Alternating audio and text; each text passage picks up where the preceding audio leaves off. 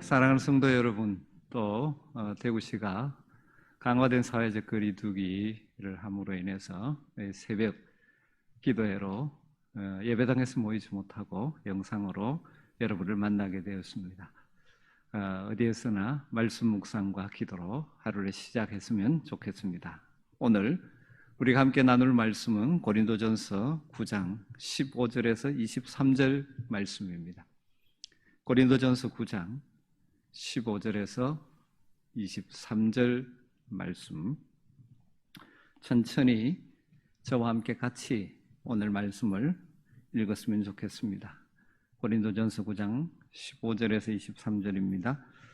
그러나 내가 이것을 하나도 쓰지 아니하였고 또 이 말을 쓰는 것은 내게 이같이 하여 달라는 것이 아니라 내가 차라리 죽을지언정 누구든지 내 자랑하는 것을 헛된 대로 돌리지 못하게 하리라. 내가 복음을 전할지라도 자랑할 것이 없으면 내가 부득불할 일임이라. 만일 복음을 전하지 아니하면 내게 화가 있을 것이로다. 내가 내 자의로 이것을 행하면 상을 얻으려니와 내가 자의로 아니한다 할지라도 나는 사명을 받았노라. 그런즉 내 상이 무엇이냐? 내가 복음을 전할 때에 값없이 전하고 복음으로 말미암아 내게 있는 권리를 다 쓰지 아니하는 이것이로다. 내가 모든 사람에게서 자유로우나 스스로 모든 사람에게 종이 된 것은 더 많은 사람을 얻고자 함이라. 유대인들에게는 내가 유대인과 같이 된 것은 유대인을 얻고자 함이요 율법 아래에 있는 자들에게는 내가 율법 아래에 있지 아니하나 율법 아래에 있는 자같이 된 것은 율법 아래에 있는 자들을 얻고자 함이요 율법 없는 자에게는 내가 하나님께는 율법 없는 자가 아니요 도리어 그리스도의 율법 아래에 있는 자이나 율법 없는 자와 같이 된 것은 율법 없는 자들을 얻고자 함이라. 약한 자들에게 내가 약한 자와 같이 된 것은 약한 자들을 얻고자 함이요 내가 여러 사람에게 여러 모습이 된 것은 아무쪼록 몇 사람이라도 구원하고자 함이니 내가 복음을 위하여 모든 것을 행함은 복음에 참여하고자 함이라. 아멘. 바울 사도는 고린도전서 8장부터 해서 우상제물의 문제를 다루면서 8장에서 큰 원리로 우리 성도들은 지식보다는 사랑으로 해야 된다는 사실을 강조했습니다. 고린도 교회 성도들 가운데 소위 지식이 있다고 하면서 자유롭게 행동해서 믿음이 연약한 자들을 걸려 넘어지게 하는 그런 교만한 자들을 책망하면서 지식보다는 사랑이 우리 그리스도인의 삶의 원리라는 것을 강조했습니다. 그러면서 9장에서는 자신의 삶의 모범, 자신의 삶을 모델로 제시하죠.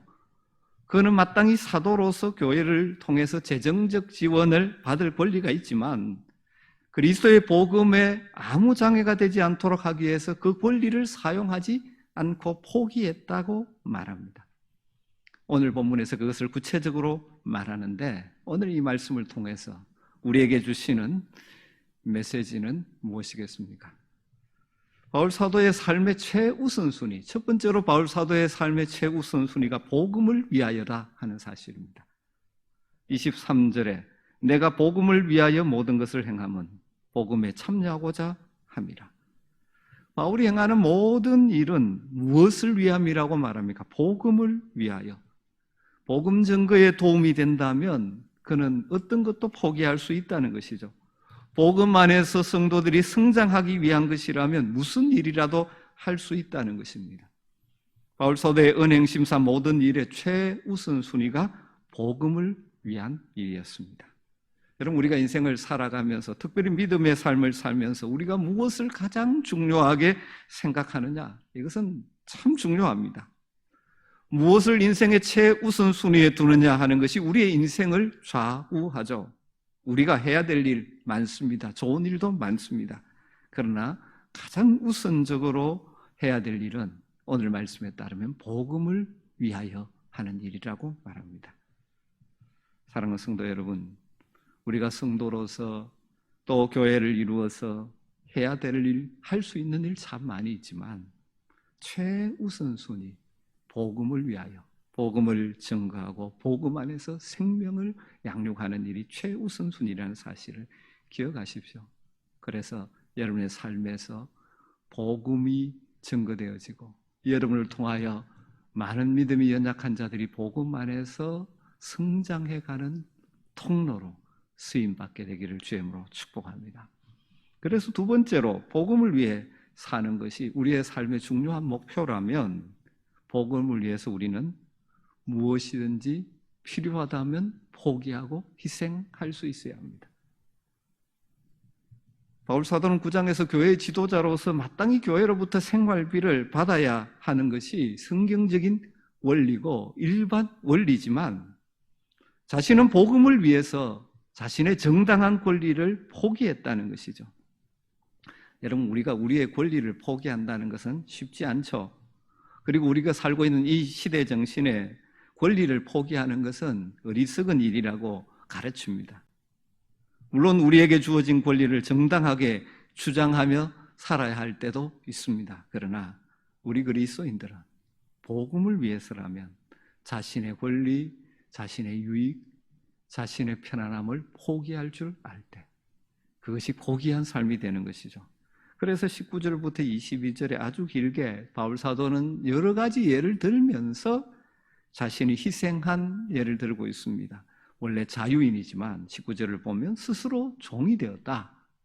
그리고 그 다음 절에 유대인에게는 유대인같이, 율법 아래에 있는 자에게는 율법 아래에 있는 자같이, 율법 없는 자들에게는 율법 없는 자같이, 약한 자에게는 약한 자같이 모든 사람에게 여러 가지 모양으로 다가갔다. 그렇게 이야기합니다. 왜 그렇게 했다고 말합니까? 23절 마지막에 보면 내가 여러 사람에게 여러 모습이 된 것은 아무쪼록 몇 사람이라도 구원하고자 함이니. 사랑하는 성도 여러분, 오늘 이 바울 사도의 모습을 보면서 우리 자신의 모습을 한번 비춰볼 필요가 있지 않겠습니까? 우리는 어떻게 보면 쓸데없는 자존심이 너무 강한 것 같습니다. 물론 우리들이 하나님의 자녀로서 이 세상을 살아간다는 확신 속에서 자부심을 가지고 살아야 합니다. 그러나 복음을 위해서라면, 복음이 증거되어지고 복음 안에서 생명이 자라는 일이라면 내 자존심, 내 권리, 내 여러 가지들을 포기할 줄 아는 것이 성숙한 성도의 삶이라는 것입니다. 여러분 기억하십시오. 복음을 위해서, 다르게 말하면 하나님의 나라를 위해서, 하나님을 위해서 자신의 권리를 포기하면 손해볼 것 같습니까? 언뜻 권리를 포기하기 때문에 손해보는 것 같지만 그렇지 않습니다. 우리 하나님은 살아계시는, 역사하시는 하나님이시죠. 하나님을 기쁘시게 하는 자들을 결코 버려두지 않으십니다. 책임져 주십니다. 우리 주님 분명하게 말씀하셨죠. 마태복음 6장 33절에 먼저 그의 나라와 그의 의를 구하라. 그리하면 이 모든 것을 너희에게 더하시리라. 오늘도 복음을 위하여 살아가는 저와 여러분 되기를 주의 이름으로 축복합니다. 기도하겠습니다. 하나님, 오늘도 말씀을 묵상하면서 하루를 시작합니다. 특별히 복음을 위해서 자신의 권리를 포기한 바울 사도의 고백을 보면서 우리가 무엇을 위해, 무엇을 가장 우선순위에 두고 살아가야 되는지를 다시 한번 점검하게 하셔서 우리의 남은 생애가 하나님 나라에 부요한 인생 되게 하여 주시옵소서. 우리를 통하여 복음이 증거되어지고 우리를 통하여 더 많은 사람들이 복음 안에서 믿음이 자라게 되는 통로로 쓰임받을 수 있도록 우리를 사용하여 주시기를 원합니다.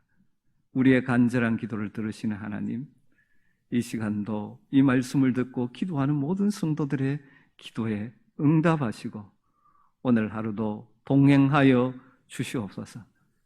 코로나19가 확산됨으로 인하여 여러 가지 불편함과 어려움이 있지만 그럼에도 불구하고 하나님을 신뢰하는 믿음 가운데서 하나님 주시는 평강을 누리고 모든 어려움을 넉넉히 뛰어넘고 이겨낼 수 있도록 날마다 기도하며 지혜를 구함으로 우리 성도들의 삶이 어려움 속에서도 함께 하시는 하나님을 경험케 하여 주시옵소서.